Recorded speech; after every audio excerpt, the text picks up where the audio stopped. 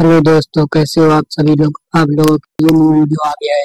जो इसी सब का क्लिप देखे, इजराइल और ईरान का जंग चल रहा है। उस पर अमेरिका भी बीच में आ गया है ना, तो अमेरिका हमला कर दिया था ईरान पर, तो उस पर ओवैसी साहब ने कुछ बोला है।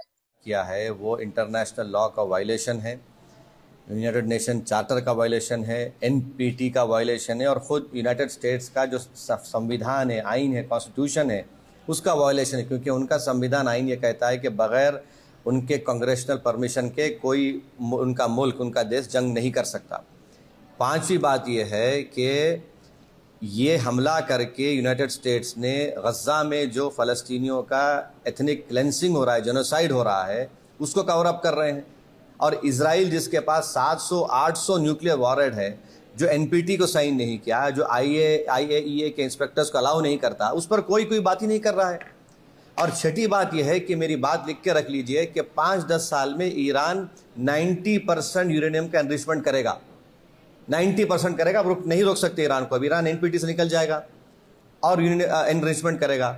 और साथ ही साथ उसका ये असर होगा आज की बॉम्बिंग के बाद कि जितने उस देश में, जितने अरब ममालिक बोलिए, मुस्लिम कंट्रीज़ बोलिए, जो उस खत्ते में है, वो सब लोग अब फैसला करेंगे कि हमको इजराइल के ब्लैकमेलिंग से, इजराइल की हेजेमनी से बचने के लिए हमको अब न्यूक्लियर वेपन्स बनाना पड़ेगा। वो भी आप नहीं रोक पाएंगे।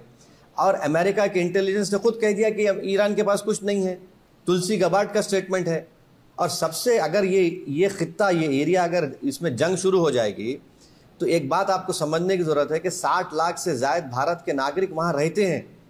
हमारे इंडियन कंपनीज़ का इन्वेस्टमेंट है वहाँ पर। वहाँ से हमारे नागरिक भारत को बहुत बड़ा फॉरेन एक्सचेंज भी जाते हैं।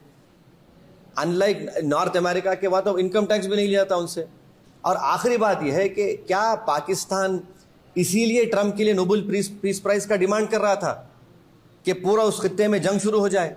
क्या इसीलिए उनके जनरल जाकर लंच खा के आए थे वहां पर कि पूरे इस इलाके में आग लग जाए, जंग शुरू हो जाए? अपना राय कमेंट में देना ना भूलें। लाइक, कमेंट, सब्सक्राइब जरूर करें। बेल आइकन तो बजाय